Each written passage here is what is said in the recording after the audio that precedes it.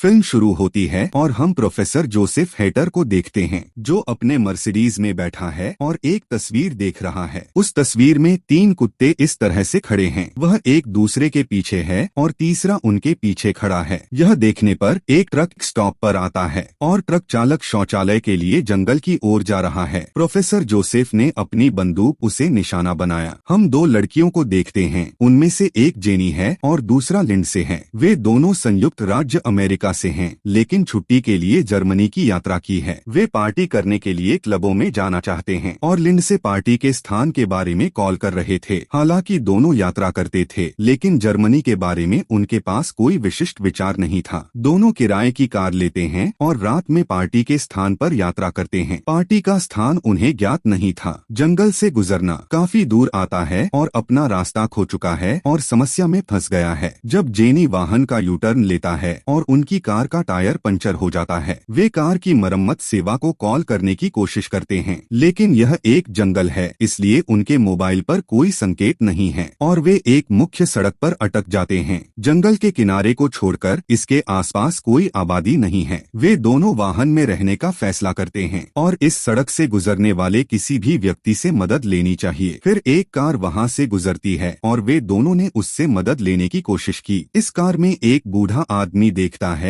कि दोनों अकेले दिखते हैं और उन्हें देखकर वह मौखिक रूप से परेशान करने की कोशिश करता है। वे बहुत डर गए हैं और कार को अंदर से लॉक करें। फिर वह कार वहां से चली जाती है। उन्होंने ऐसे घर की तलाश शुरू कर दी जहां वे मदद के लिए कॉल कर सकते हैं। देर रात है और वे दोनों जंगल की ओर चलते हैं। फिर वे एक घर से निकलने वाले रोशनी को नोटिस करते हैं। वे दोनों इस घर की ओर अपना रास्ता बनाते हैं। फिर अचानक बारिश भारी शुरू हो जाती है। जब वे इस घर पहुंचते हैं तो वे दोनों बहुत गीले हो जाते हैं। वे दरवाजे पर दस्तक देते हैं और प्रोफेसर जोसेफ बाहर आते हैं। वे उसे अपनी समस्या बताते हैं और उसे कार रिपेयरमैन के लिए आपातकाल को कॉल करने के लिए कहते हैं। दोनों अकेले हैं। प्रोफेसर उन्हें आमंत्रित करते हैं। प्रोफेसर के घर में एक अजीब पेंटिंग थी कि वह अपनी अजीब आंखों से देख रही थी और वह पूरी पेंटिंग काफी परेशान करने वाली है। प्रोफेसर तब उनसे पूछते हैं क्या वे पर्यटक हैं और उनमें से एक कहता है कि हम न्यूयॉर्क से हैं और जर्मनी का दौरा करने के लिए यहाँ आए हैं। वह फिर से प्रोफेसर को आपातकालीन कॉल रिपेयरमैन को बुलाने के लिए कहती है, लेकिन प्रोफेसर ध्यान नहीं देते हैं और उन्हें अनदेखा करते हैं। वह फिर पूछता है क्या आप रिश्तेदार हैं? वह जवाब देती है हम रिश्तेदार नहीं हैं, लेकिन हम दोस्त हैं। फिर प्रोफेसर उठता है और कुछ पानी लाने के लिए रसोई में जाता है। यह भी एक नकली कॉल करता है कि जेनी और लिंडसे। लगता है कि वह कार रिपेयरमैन को बुला रहा होगा। फिर वह पानी में एक दवा मिलाता है जो लिंडसे पीता है,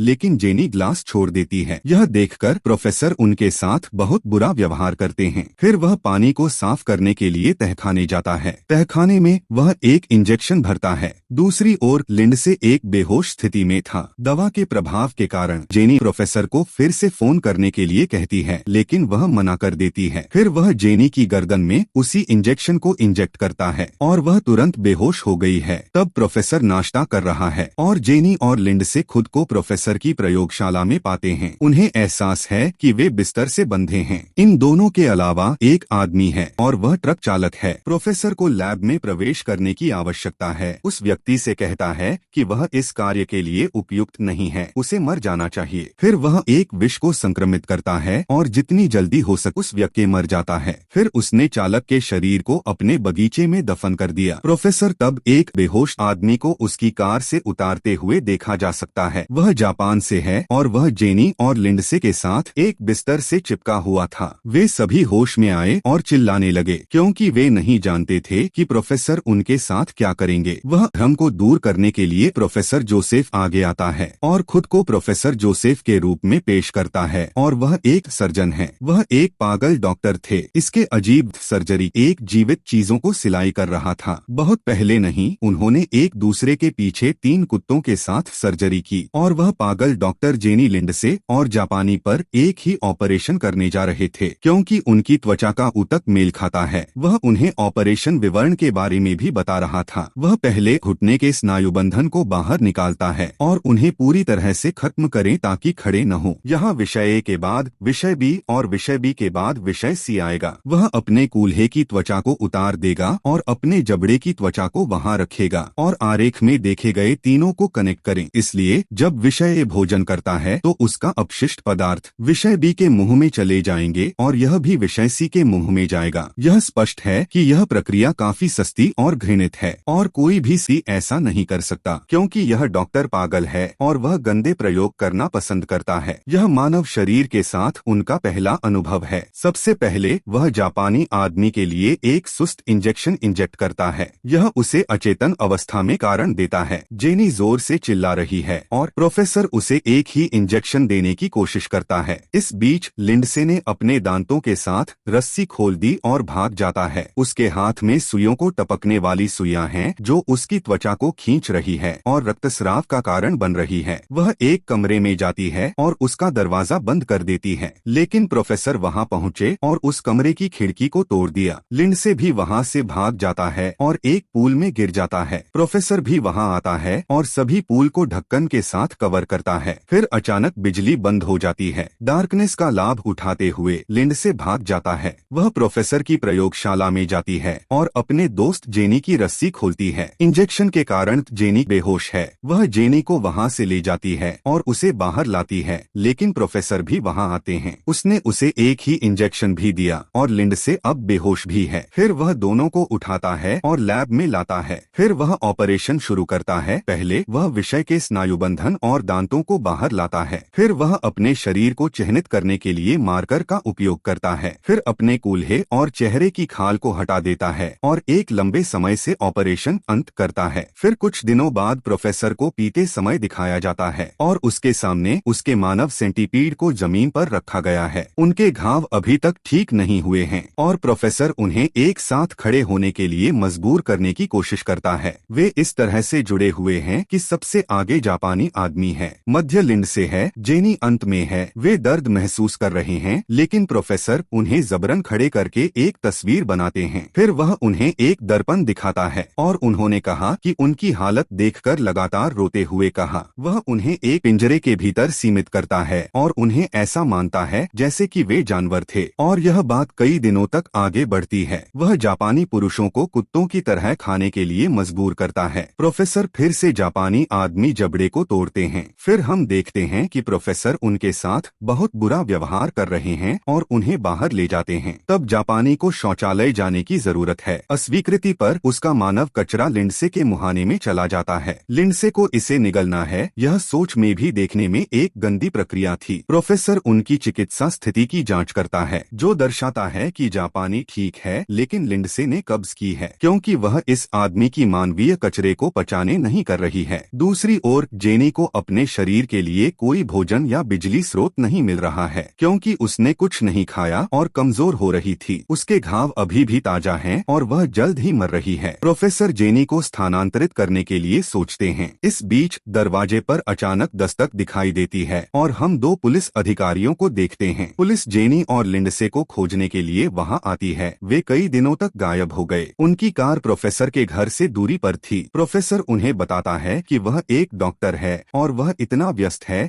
कि उसके पास बाहर जाने का समय नहीं है। वह उन लड़कियों के बारे में कुछ भी नहीं जानता है। प्रोफेसर उन्हें पीने के लिए कहते हैं कि वे कहते हैं कॉफी होगी। वह कहता है कि नहीं, आपको केवल पानी मिलेगा। इस पर पुलिस अधिकारियों को उस पर संदेह है और प्रोफेसर उसमें ड्रग्स मिलाते समय पानी ले रहे थे। अधिकारी उसे बताता है कि किसी ने अपने घर से गायब हो चुकी लड़कियों की आवाज सुनी है और हमने आपके मर्सिडीज को ट्रक से पाया है, जिनके ड्राइवर कई दिनों तक गायब हैं। यह सुनकर वह चिल्लाता है और उन्हें पानी पीने के लिए कहता है। वे कांच फेंकते हैं। तौलिया के लिए एक बहाना बनाते हुए वह इंजेक्शन लेने के लिए जाता है, जिससे वह उन्हें बेहोश कर सकता है, लेकिन इस बार वह पुलिस अधिकारियों के सामने पकड़ा गया। उनके स्पष्टीकरण में वह कहते हैं कि आप किसी भी कारण के बिना किसी को चिढ़ नहीं सकते। आप मुझे बिना किसी वारंट के दोषी नहीं ठहरा सकते। वे अपना वारंट लेने के लिए आगे बढ़ते हैं। प्रोफेसर अपनी प्रयोगशाला में आता है और वह अपने मानव सेंटीपीड को वहां नहीं देखता है क्योंकि वे छिप जाते हैं। वे अपने पेट में एक सर्जिकल चाकू छुरा मारते हैं। वह इसके परिणामस्वरूप गिरता है। जापानी आदमी प्रोफेसर की गर्दन काटता है और उसका द्रव्यमान उसके मुंह में आता है। फिर वे ऊपर जाने की कोशिश करते हैं। क्योंकि वे कमजोर थे और संचालित थे, इसलिए वे ऊपर नहीं जा सकते। उनके सिलाई क्षेत्र को खून बह रहा था। वे सीढ़ियों पर चढ़ते हैं, लेकिन प्रोफेसर उनके पीछे आते हैं। जापानी जापानी दर्पण को तोड़ते हैं और डॉक्टर भी वहां पहुंचते हैं। जापानी कांच के साथ अपनी गर्दन को छोड़ देते हैं और परिणाम स्वरूप वह मर जाता है। इस बीच वे पुलिस अधिकारी भी वहां पहुंचते हैं, लेकिन उन्होंने किसी को नहीं देखा। वे उसकी प्रयोगशाला में जाते हैं, वहां भी कोई नहीं था। पुलिस अधिकारी को नशे में महसूस होता है, उस दवा के कारण जो उसने उसे पानी में दिया था। जब अन्य अधिकारी खोजता है तो वह उन्हें ढूंढता है, लेकिन उनकी हालत बदतर थी। अधिकारी उसे पकड़ने के लिए प्रोफेसर के पास जाता है। वह एक पूल में बैठा था। उनके साथी पुलिस अधिकारी भी मारे गए थे।